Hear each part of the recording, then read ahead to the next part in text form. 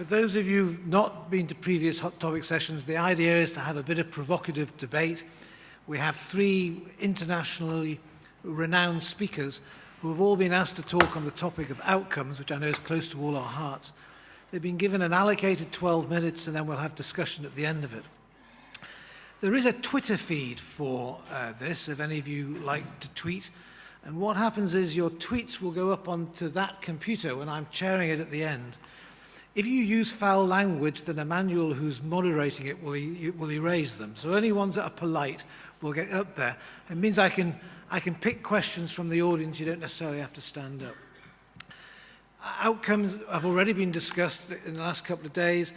We talk about whether there's a difference between cancer and cardiac work. We've talked about the relevance or otherwise of teams. We've talked about the relevance of accountability. I'm sure all these issues will come up. So it's a great pleasure to introduce Ben Bridgewater. I'm sure Ben will be familiar to you. He often writes in the newspapers. He's becoming quite famous because of his very, very good work on outcome data in cardiac surgery. He's a Manchester surgeon. I first met him working on one of the college revalidation committees. He has done superb work on this, and he is an expert, and you are most welcome. Thank you very much. It's nice to be here. It's nice to be asked. I guess I'm, to some extent, here on behalf of the Healthcare Quality Improvement Partnership, who exist on behalf of the Department of Health. So I suppose I am pushing that message through to you guys today. And I've picked up already from our preamble that I'm possibly one of the more unpopular people in Glasgow right now before I've even started embarking upon what I have to say. The Bristol Royal Infirmary inquiry obviously happened in paediatric cardiac surgery, and the Kennedy report made this point very clear. Patients and the public must be able to obtain information as to the relative performance of the trust and the services and consultant units within the trust. The Francis report says exactly the same thing, because that didn't happen after the Kennedy report. We responded in cardiac surgery for 2 reasons. One, I think we felt that we were responsible as a specialty for the things that happened, and we wanted to kind of put that right. And secondly, we were held to account at this by the media through utilisation of the Freedom of Information Act. And I think, by and large, we've come to see that whilst we thought this process would lead to the sky falling in, it hasn't done that, and actually it's held us put us in a good place professionally and with our patients. So when the planning guidance came out, the Everyone Counts thing came out in December last year, it said that these outcomes would be published for the 10 surgical specialties, and I think this came as a surprise to a lot of people, not the least of which it came to a surprise to HQIP, who have been given a responsibility for ensuring that part of the mandate is achieved and for supporting the delivery of it. The top title of this session, I think, is soft data. And I couldn't really think of a good analogy for soft data, so I found a soft-boiled egg for you. But actually, there is no excuse for soft data in this kind of stuff. You know, many of these registers which we're talking about have been in existence for a prolonged period of time. And with modern IT solutions, there's no excuse for not having that data back for local validation. And if there was a salutary tale about that, the events in Leeds recently actually make that point. You can argue at length about the wrongs or rights of the various players in that and the political agenda which sat beneath it. But it's indisputable that the bottom line on is if the data coming out of Leeds had been correct, robust and complete, they would have not have found themselves in the situation which they found themselves. And a whole part of this whole thing is about people taking their local data seriously so they ensure that it's fit for purpose for the purposes which will inevitably be applied. And actually, this hasn't come out of the blue. This has been inevitable for a few years looking back. So why do we need to have it at individual surgeon level? Well, I think it is clear that the recurring theme of the RCS review process is that often there's been a long history of issues at individual level which haven't been resolved locally. That's also was the case in Bristol. It's also the case in Mid-Staffs, and there are many other examples of that. And I think one of the points of this transparency is we'll force action to be taken. It's clear that the existing processes continue to fail, which is why it needs to be done in a different way. And it's also clear, I think, that the public trust in the profession is gradually becoming eroded, and we have a responsibility to try and address that through greater transparency in terms of the way we do our business and the way we regulate ourselves. So is it enough to be involved in a national audit, as I think many people would like to think, for appraisal purposes and feeding into revalidation? Well, this is a sort of funnel plot of the cardiac surgeons from the past, where it's clear that 3 surgeons have mortality rates which are higher than expected. That doesn't mean they're bad. It doesn't mean that they should stop operating, but it does mean that there may be some concerns there, and those need to be looked into to actually demonstrate that there is no problem there. And what's also clear, and I can't give you a figure on this, but many audits have less than complete coverage. And actually our experience is the units who do not submit to these national audits are the people who are more likely to have a problem than those that do. So we've set a standard in our world as the contemporary mortality for all cardiac surgery. And what we define as the limit of acceptable variation from that is that no hospital or surgeon should have a mortality which is significantly different from that standard after making appropriate adjustments. So this has been associated with big improvements in quality. The red line there is the increase in predicted risk which has happened since 2001. And that's not due to gaming, that's because we're doing more complex operations, we're doing more elderly people, people with more comorbidities. But despite that, the actual mortality has reduced quite significantly. It's about a third of what it was when we started off this particular process. So why is that? We haven't actually thrown a whole bunch of clever quality improvement science at this. I think we've just made that data available to people and fed it back. You will be familiar with the Hawthorne effect, but the Hawthorne effect basically was discovered in Hawthorne, Texas, I believe, where basically by measuring things, they showed it improved. And almost the most important thing to do was to measure, and I think that's what we're seeing. In cardiac surgery also, we haven't got anything new that's happened. It's not like we've got a new way of doing coronary artery surgery or new techniques for aortic valve surgery which make a significant difference. And we believe that big improvement, it is a massive improvement, is due to the same sort of concept that the British cycling team have put down for improving the quality of what they do. So obviously, the Everyone Counts announcement came in December, and then following on from that, the Francis report reported about having this granularity of reporting. And the government's response, Patients First and Foremost, which is their preliminary response to this, has re-emphasised the point that this stuff needs to be out there to actually drive quality and appropriate governance around that. So in my view, why should you do this? Firstly, it does drive complete engagement with audit processes. Our experience in cardiac surgery, we didn't get complete engagement until we published it. The Guardian, when they did their business on us, were very, very critical of a small number of trusts who couldn't collect the data. And they sent a dossier on that to the Care Quality Commission, and lo and behold, we then got complete coverage for our audit.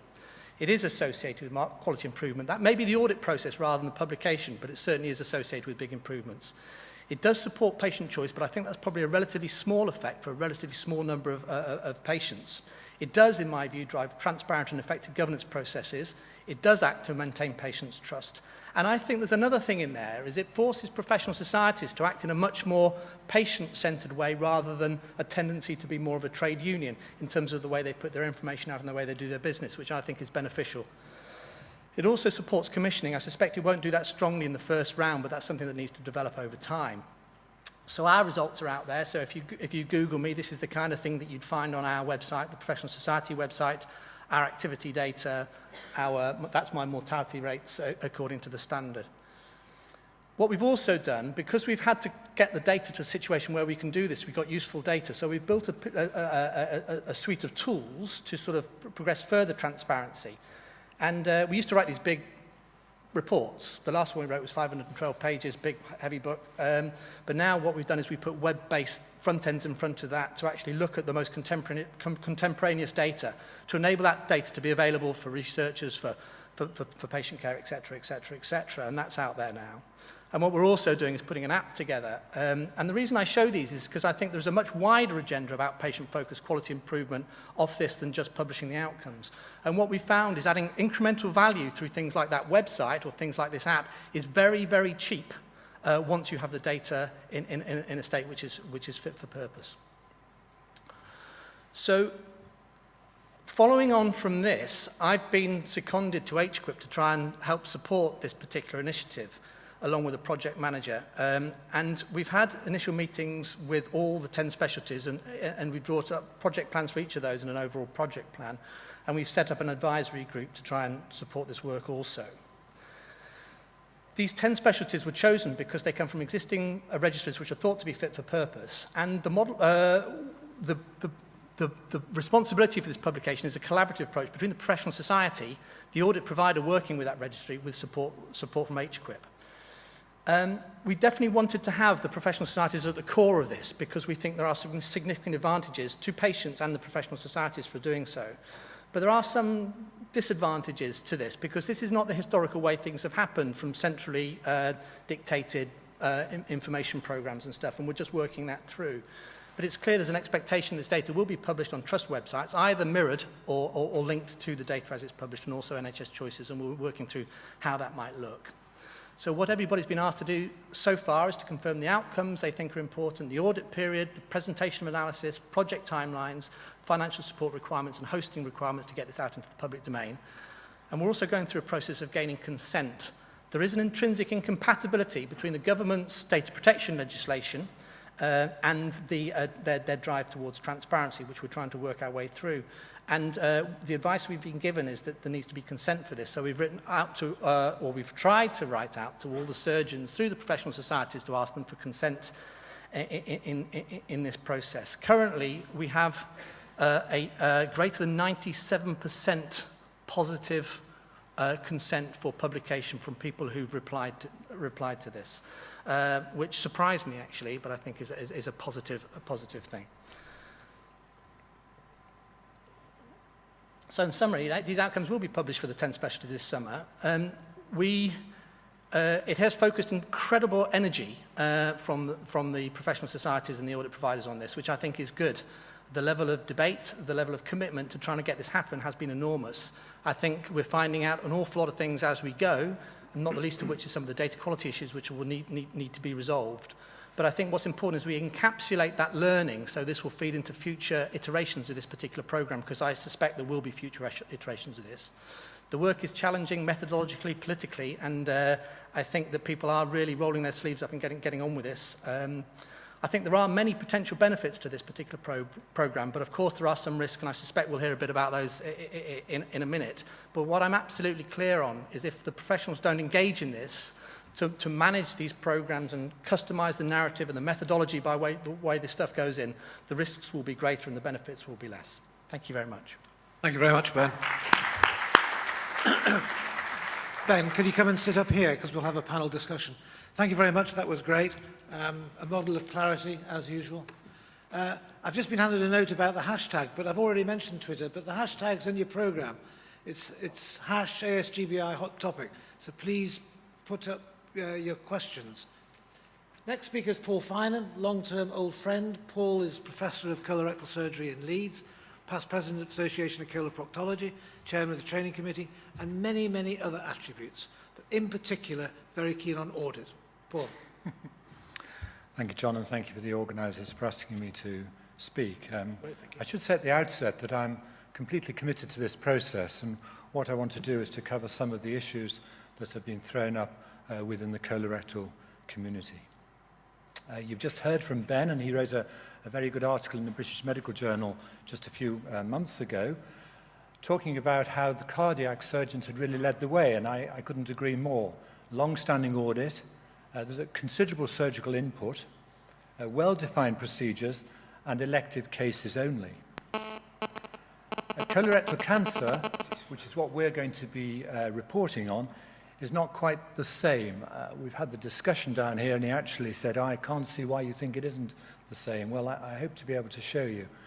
There are many routes to the diagnosis of colorectal cancer, and just this paper that came out in the British Journal of Cancer last year on the routes to diagnosis, 26% of our cases present as an emergency, and this proportion gets higher with increasing age. Does that matter? Yes, because those that present as an acute have a much higher 90-day post-operative mortality, 2 to 3-fold. So what have we got in terms of data within the colorectal community which might help in this process? We have a almost equally, but not quite so successful, long-standing audit of colorectal cancer. I was the chair of this for 4 years. We've improved case ascertainment up to 86% with complete coverage. There's linkage to HES more recently, and the death data is populated by a separate source. We're also going to be looking at readmissions, returns to theatre, and we've been openly reporting for the last 3 years, but at a unit level on 4 different criteria. There is a slight problem with voluntary audits, and this was brought to the fore by Omar Fays and his colleagues, who showed that those trusts that didn't engage in audit had a higher 30-day post-operative mortality than trusts that were submitting their data to the national audit. And that bias has actually been substantiated and confirmed in the 2011, 2012 and the forthcoming 2013 NBOCAP reports. So is there an alternative? Yes, that we do have national data, the National Cancer Data Repository.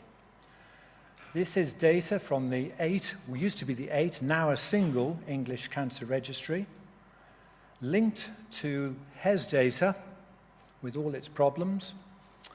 And that linkage leads to a linked national data set which covers the whole of England alone. Should go forward. The Academy of Medical Royal Colleges and the Royal College of Surgeons had a report earlier this year on the use of the HES data. And we all have our views about HES data. The fact is it has been used since the mid-80s. And interestingly, they brought to the fore in their summary some of the things that I'd like to allude to a little later in this talk. The data, to be appropriate, has to be, first of all, valid. It has to have appropriate statistical power. It has to be fair. You have to case mix adjust. And it has to be associated with adequate and accurate coding. And I think you all know how coding is done in many hospitals. And there's the confounding issue of shared responsibility. So from the National Cancer Data Repository, we've been able to show variations in relative survival using the traditional funnel plot. This is for colonic cancer, and you'll see that for rectal cancer, it's all a bit tighter, and that's probably because rectal cancer doesn't present so much as an acute. There's a wide variation in the relative survival by trust, not by individual. We can also look at permanent stoma rates, which are going to be reported openly in the 2013 report. And I use this not to go on about the proportion that actually do have a permanent stoma with rectal cancer at 18 months, but just to remind you of the value of the funnel plots, and that is that the more cases you do, the narrower the confidence interval, as compared with if you do very few with a wide confidence interval. And that is the crux of the matter. This is going to boil down, I think, to individual cases per surgeon. So what about risk? Well, risk is important in some diseases, and I would put to you that colorectal cancer is one of those. Age, social deprivation, stage of disease, mode of admission are all things that have to be corrected for and have been so done over the last few years. Birkmeyer presented some work at an outcomes meeting in Edinburgh just a few months ago, suggesting that there was a linear relationship between observed mortality and risk-adjusted mortality. But actually, all this does is to show that there is a strength of association between the two and not necessarily an equivalence, because we can show exactly the same for a 3-year period of the crude mortality rate versus risk-adjusted. But that's for the totality of the problem. If you look at an individual unit, and I show, just for sake of this particular lecture, a unit here which moved into the acceptable part of a funnel plot when it became risk-adjusted.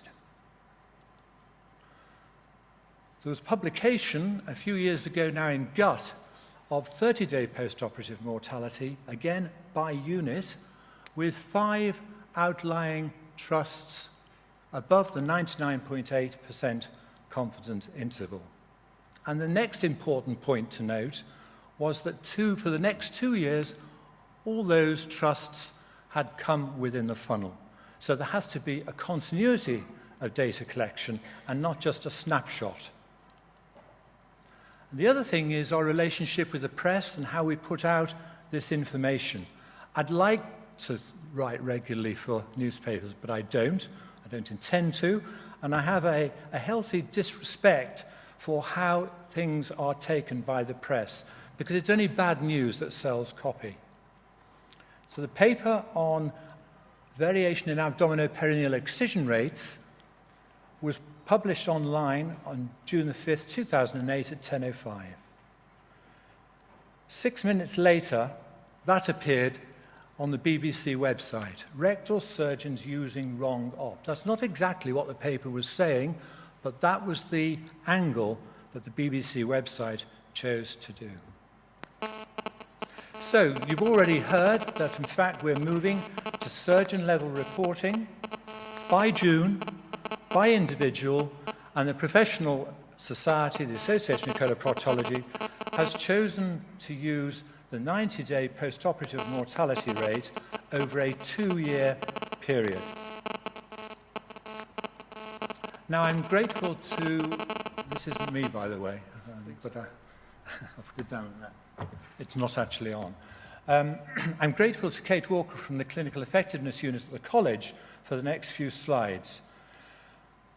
I'd like to show you that some of the issues that will revolve around colorectal will be around volumes and whether or not individually surgeons have done enough cases over a 2-year period. The first thing to say is there is a distribution, a wide distribution of numbers of operations and the mortality by unit. As soon as you move to individuals, everything is shifted to the left. The confidence intervals become huge, and therefore it will be difficult to identify those surgeons within this cohort who are actually performing poorly. And furthermore, there might be undue confidence that people who are in there are performing well. In fact, they might not be. So what is the surgical volume? And what we've used here is looking at the statistical power and what is the chance of a surgeon with a doubling of the mortality. So that's quite a draconian statement. A doubling of the mortality, what would be the chances of significantly identifying it at a 5% significance level?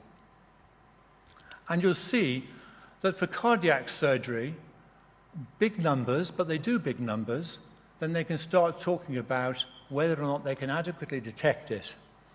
But in bowel cancer resections, where the median annual volume is 9, now that may sound low, but this is including everybody, including those who are not colorectal surgeons but are on the acute rota, you will see that in fact we would have to collect data for 10 years to be able to have a 60% power of showing a difference. The mean annual trust volume of bowel cancer resections is 100 to 200 per year. Are surgeons doing enough? Well, I just circle here the proportion of surgeons who would satisfy 60% power. And you'll see that only 17% would for colorectal resections, whereas 75% for cardiac surgery at 3 years. At 1 year, nobody is proposing that, but at 1 year, there really is very little.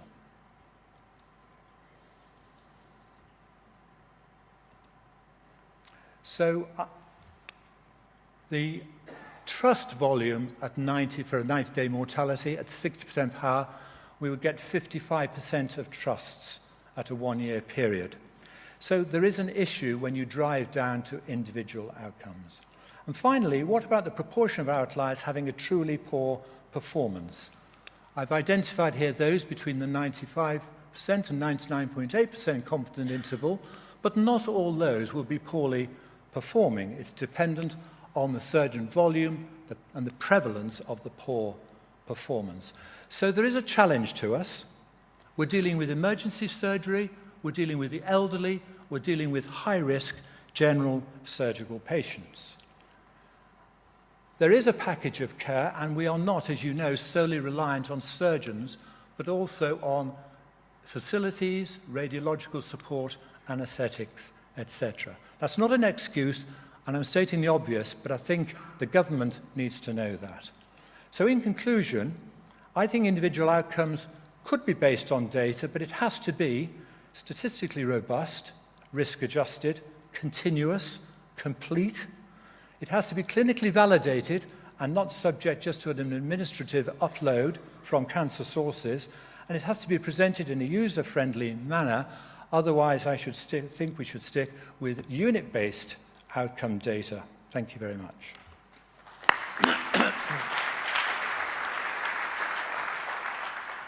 Thank you very much, Paul. There's an awful lot to debate there, and I'm sure a few comments that Ben would like to make, which he'll have an opportunity to do shortly.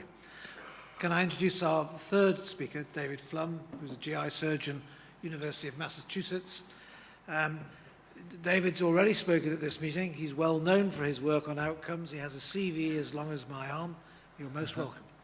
Thank you very much. And just for clarification, it's Washington. It's the other side of the United States. It's very confusing, but it's a big country. And thank you very much for the opportunity to chat with you today. And I think, this is a hot topic session, so I will cast out an even more extreme perspective than the last two speakers.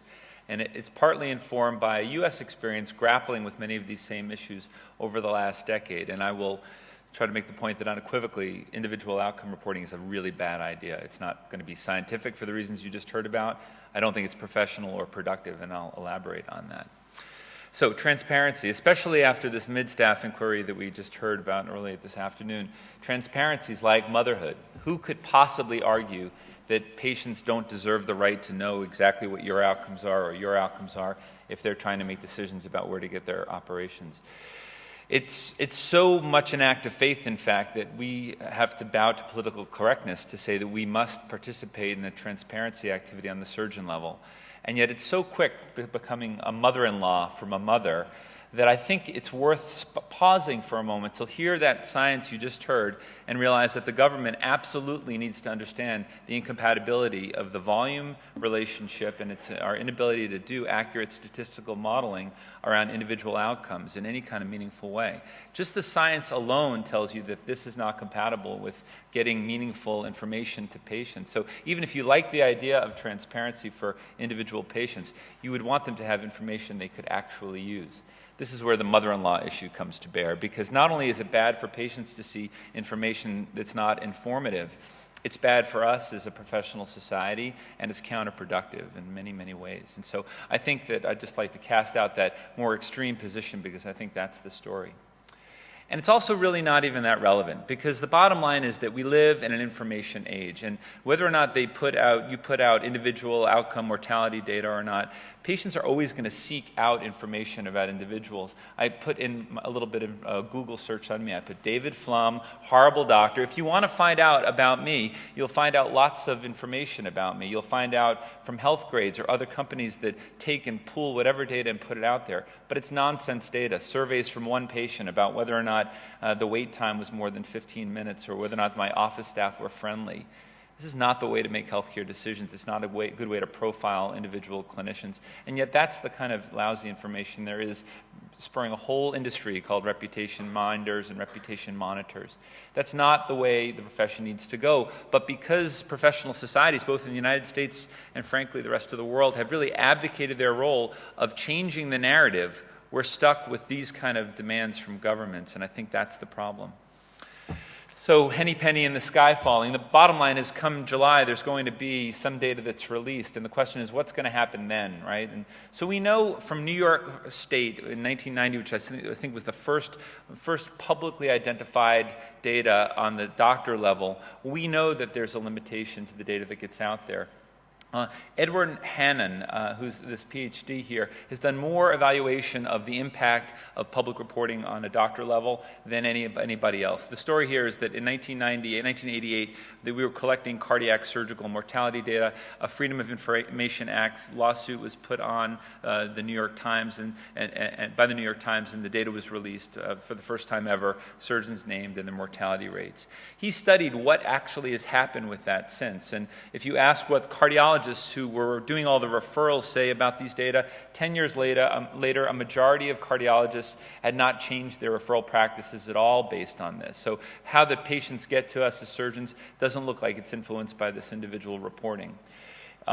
Arnie Epstein, who's at Harvard, looked at it from a public perspective. This is in Pennsylvania, which did a similar thing. He surveyed patients who'd had cardiac surgery in the last year and found out that less than 1% of these patients had used these kind of reports to make a decision about how they're going to choose for an operation. And so people don't really use this data. In fact, my colleague Sam Finlayson, this is one of my favorite pieces of work that he's ever done. He surveyed a whole bunch of people and said, just pretend you have pancreatic cancer for a second. I know it's a little bit of a leap for most people. And the risk of the operation is 3%. How much higher would the mortality rate need to be before you'd want to leave the local hospital that you have? So if there was no difference in mortality, 0 difference in added mortality, everybody would want to stay local. This is the proportion of people who want to stay local. This is the added mortality you'd have to add to an operation before they'd move to go to outside their local community. Patients don't use information about added risk. They don't know how to interpret it. They want to stay local. So if it's not that, then how is it that identifying doctors makes a difference and identifying the mortality rate? This study looked at the entire nation and compared the rates of adverse events from cardiac surgery, mortality, in states that had released doctors' data and states that hadn't released doctors' data. And in general, they found that there was a 20% lowering in the mortality. Something magical does happen when you release that data. It's not happening at the doctor level, at the referral level, at the patient level. What's happening is the centers that are releasing this data under their name all of a sudden become responsible to the data. And that can be accomplished simply with hospital level or unit level reporting. It's much more scientifically valid and it's much more productive. The reason this is so essential is because this is the opportunity for our surgical community to change the narrative. I often put this slide up when I'm giving talks about variability. This is the crash rates of all the different planes that we all fly. When is the last time when you flew on an airplane that you knew whether or not it was a 737 or a DC-10? Most people don't even think about these things, Airbus or Boeing. You don't even think about these issues because the aviation industry has changed the narrative about variability. So it's not about individual pilot training or pilot accident rates. Well, that would be a bad rate to report, I suppose, but it's more about how the systems responded. And I think that's the opportunity for the surgical community. Wouldn't it be great if you could change the narrative in the next year so that public reporting of an individual surgeon's activity was about how often they used a checklist? That's what we actually did in Washington State. We were publicly reporting and changing the story about doing the right things rather than gotcha things like like one person who died in 4 and you have a 25% mortality rate. We're doing that for something called Strong for Surgery, where we're moving checklists to before patients have operations and starting to get the story out that Dr. Jones, he always uses the checklist before surgery to make your mom strong for surgery. Dr. Smith is only doing it 3 out of 4 times. You don't need risk adjustment for that. This is a tool to actually change behavior. The take-home points I want to leave you with is that there's a very fine line between motherhood, the motherhood of transparency, and the mother-in-law that becomes transparency when it's abused by government that puts pressure on early release of data that's not mature, that's not scientific, it's not productive, and it's not really best for our profession. That in an information era, information is going to be found, and the issue is you got to avoid the lousy information from being put out there. There is a truth. Public reporting does work. It really does. But our experience in the United States says that there's an opportunity here just to keep the transparency at the unit level, and only when the data is mature, when the risk adjustment is mature, it's the last phase is bringing it to the doctor level, and even if that's necessary at all. And lastly, you have an opportunity as leaders of your society to really change the narrative. Think about the way we pick planes and airlines. Transparency can be a big motivator for the ASGBI to lead change, things like checklists and appropriate process of care measures. It doesn't need to be used as a cudgel, and that's what I'd encourage you to do. It's an open book, as long as your surgical leadership gets involved in the decision-making. That's the point I wanted to make. Thank you very much. Thank you very much, David.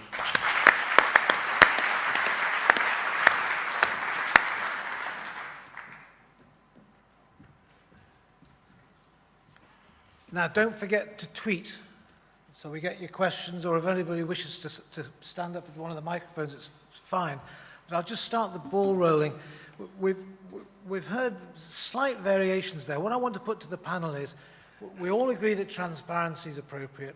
We all agree that unit data is perhaps more robust from a statistical point of view. But how do you identify the individual who's failing? Paul. Not the unit, I heard what you say, accepted, but the individual. Well, I think this does come down actually to the unit, and I think we do it badly. I think so often you'll visit units and there'll be concerns about a particular colleague, and I think we have to take it right down to then to what you do within individual institutions. I just don't think that you'll pick up the individual through this methodology, but if you get the unit activity, the unit outcomes, and then individual audits within units, then you have to start having the difficult decisions there. But that's where I think the responsibility lies. Okay. I fundamentally disagree with that. And our experience of feeding back this data to surgical units, I'll give you two anecdotes, okay? One is that we fed this data back that there was a surgeon whose mortality rates were higher than expected. And what we were told by that organisation is, thank goodness you've told us that. We knew there was a real problem there. Now we feel we can do something about it. And actually, that had been apparent in that organisation for some considerable period of time, and the culture and the organisational capacity to deal with that issue didn't exist. And this process forces that change. The other example we have is we fed this back to somebody and they said, oh, yes, we knew about that. Here's the report that we did 2 years ago. Here's the action plan that we had off the back of that. And if you look at this data with some sort of time trend analysis, you can see that problem is resolved. And what had happened in that situation was a good thing, which was supported by this granular feedback of information at an individual level, and may have been actually driven by the fact that they knew there was transparency on that kind of thing. So I think that, in my view, I agree that the ideal would be unit reporting level with national governance procedure, effective revalidation. But actually, we as a profession, unfortunately, have failed on delivering that. And I think we need to go through this process now to change the culture. And I think if we do that effectively, we might be able to get back there at some stage in the future. I can just quickly come back. I mean, that's fine if you've got a tool to do it with. And you've got a tool because you do a lot of a particular operation, and you can, statistically, you can start saying things like that. The problem is for lots of others, it's not just colorectal, but for esophagogastric, I think it's going to be based on gastrectomy rates. Well, there aren't huge numbers of gastrectomies. David, you want to just come in on that? Then we'll... I mean, I think, as you said, the best model for this is unit reporting, and then we have this expression that all politics is local. They knew there was a problem. It's how you handle the outlier status of individuals. I think it's a combination, right? I mean, we tend to abdicate our role until it's too late. Now we have to fill the gap. I think there's another story that can be told. Unit reporting of outcomes with individual reporting of process measures. I think that it may seem less impactful, but if you do that in combination, you have an opportunity to pick out the outlier status of the individuals nested within the outcomes that are more reasonably assessed on the unit level. Okay. Can I just come back to this issue about volume?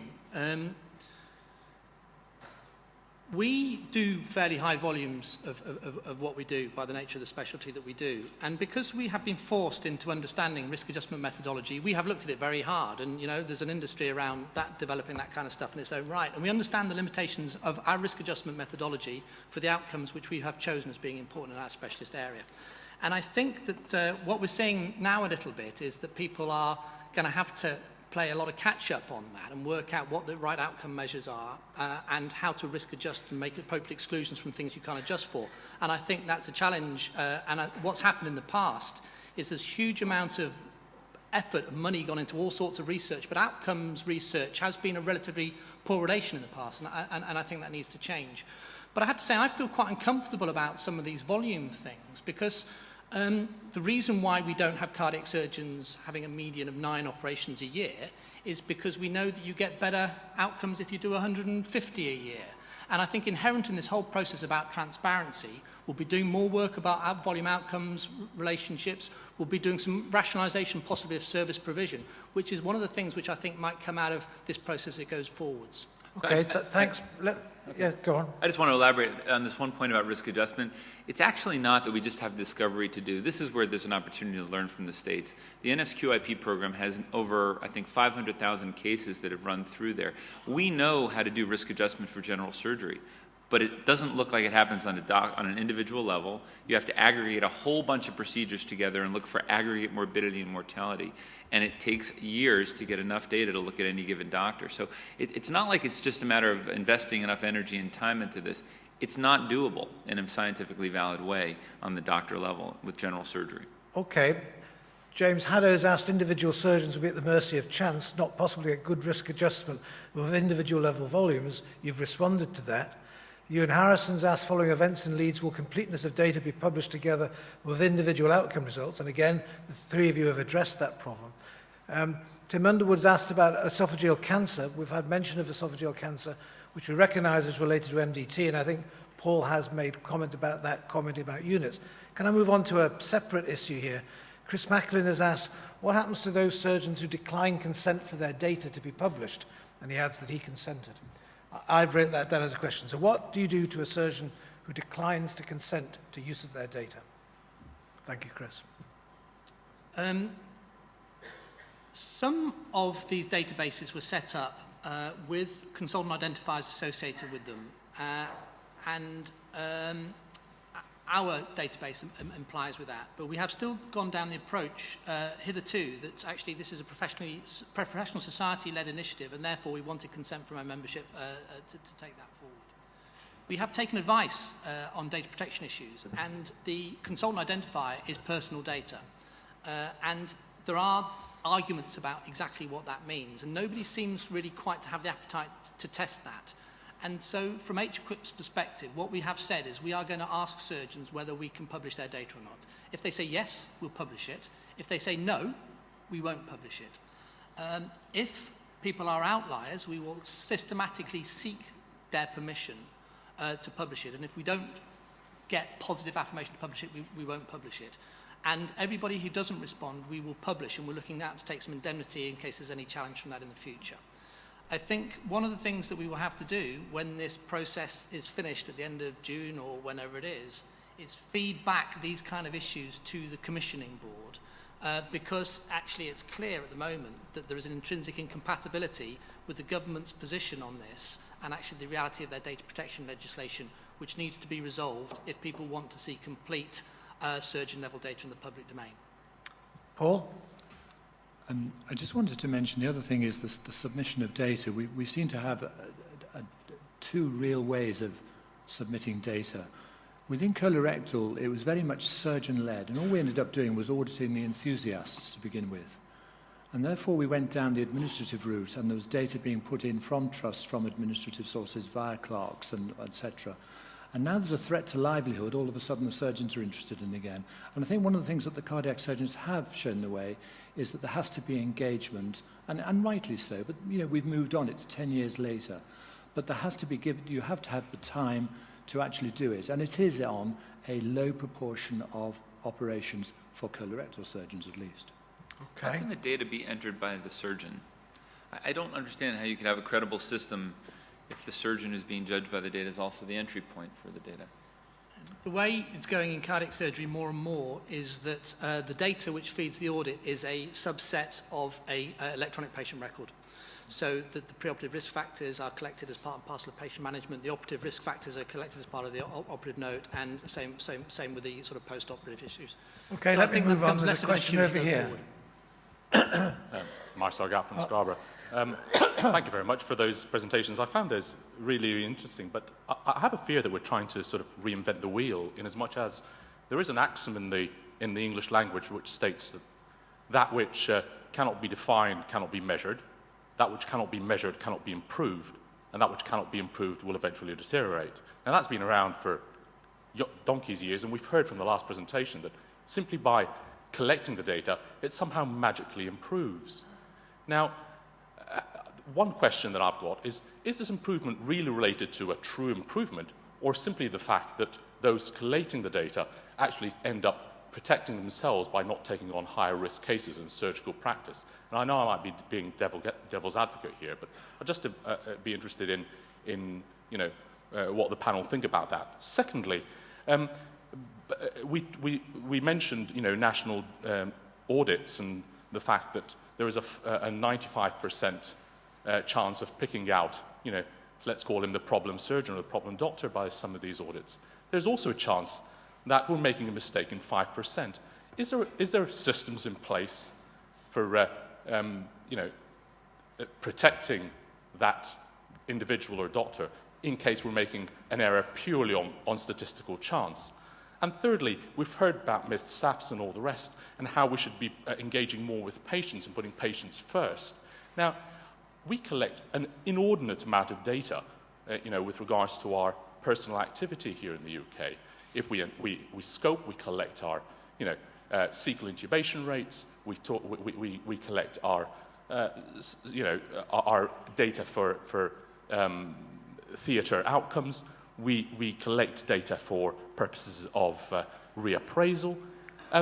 Isn't there a bit of, a clash here between us being more, patient-centred and actually spending more time with our patients as opposed to in our offices collecting all this data? Thank you very much. Marcel. There's 3 questions there. So does it mean that you're not going to take on more difficult cases? What about the surgeon or clinician who enters data erroneously? And are we spending too much time on administration? Well, let me just say, clearly gaming with data is something that is of concern and something that's recognised. The experience from the cardiac surgeons was not the case that they were not taking on the more seriously ill patients, and I'm sure Ben will talk about that. I think we're poor at collecting comorbidity, and that really is important if we want to be getting accurate data. And there is an outlier process, and I think that will be the responsibility not just of the government, clearly, because it was their outlier policy, but also of the colleges and the professional societies to help people who are perceived. And I always like this word, it's a perceived outlier, and I think everybody would agree. There's a perception, it's the first stage, and then you investigate it. So, my thoughts. So I'm going to build on that. When the cardiac surgery stuff was really well studied over the course of now 15 years, and I'm curious to know if it parallels the experience in the UK. They've checked out how often people who are high risk were moving out of the state to get cardiac surgery. The folks on the border, it wasn't a significant issue. They would look for risk minimization attributes when a surgeon's individual risk profile dropped down after events and it didn't seem like it held. What really happened is patients got better risk adjustment criteria included, for example, including ejection fraction as a key component to knowing how sick your patient is for your proper risk adjustment. Surgeons were quick to start dictating that in all cases because it was a better way to do risk adjustment. I did want to say one thing about how things change. Regression to the mean is a phenomenal effect. If you're an outlier, just wait 6 months. You probably won't be. And that actually gets to this issue of the 5% that you were mentioning. It also highlights why it's so important that this be done properly in the right setting, and at the right analytic level. And that's not the individual surgeon for medium volume cases. We're almost out of time. Isn't it fair to assume only those with positive outcomes will consent to publication? There's equivalent to bias. That's a comment, a very valid comment. Can we as surgeons improve the quality of data in which accuracy will always be criticised? We can. The responsibility for coding is ours. And Ed Fitzgerald has said, what effect will public data release have on surgical training? Can we have a brief comment from the panel about that, please? Can I just make a comment on this risk-averse behaviour thing? The data in the UK is that there is no significant effect of risk-averse behaviour. There's no evidence of gaming. I think that doctors are professional people. I would be kind of surprised if there was. But what it certainly does is it does focus the minds on delivering the best possible care for high-risk patients. And through the use of heart teams and multidisciplinary processes where you have a bunch of available treatment options, I think this whole process of transparency on our outcomes has driven that sort of decision-making process. So something which is perceived as being a bad thing may actually be quite a good thing. The question was about bias with respect to this reporting. Well, it's a comment, which I think it's obviously a true comment, and actually this is the first time this has happened, and I guess there will be some learning from this, and I think we're taking a big step forward, is my view here, but obviously we're not necessarily going to have a complete solution to the problems, and that needs to evolve over time. So I just want to leave you through with a final question. What effect will public data release have on surgical training? I think what they would like me to say is it might drive people out of surgery. I don't think so. I think in terms of surgical training that there is an increasing consultant presence in theatre. I would label particularly the acute case in colorectal. That has to have consultant presence now. So you're saying that it will have a beneficial effect? I think it will have a beneficial effect for the acute patient. I agree with that. Can I echo that? We found no detrimental effect on surgical training in any way at all. But what I think it has done is possibly focus the minds of ensuring that delegation of training operations, supported and non-supported, are optimal. There's a final tweet come up here. I'm happy to give the name if you want, but it says here, had a beer with a cardiac surgeon last week, told me innovation in UK cardiac surgery is dead, everyone is scared of risk. Thank you. Yeah, no, I don't think you can leave it on that. I mean, I think if you next time you're on Google, type in minimally invasive surgery or off-pump cardiac surgery or minimally invasive mitral repair. You know, there's a huge amount of innovation going on in cardiac surgery, and I think that innovation is quite tightly controlled, as indeed it should be. Okay, gentlemen, that's been very good and very interesting and very provocative. Can we thank the panel members, please? Enjoyed the conversation. Thank you. You know what? I wouldn't be surprised if there's a big social protest about not releasing their data, the consent for this thing, until they're assured that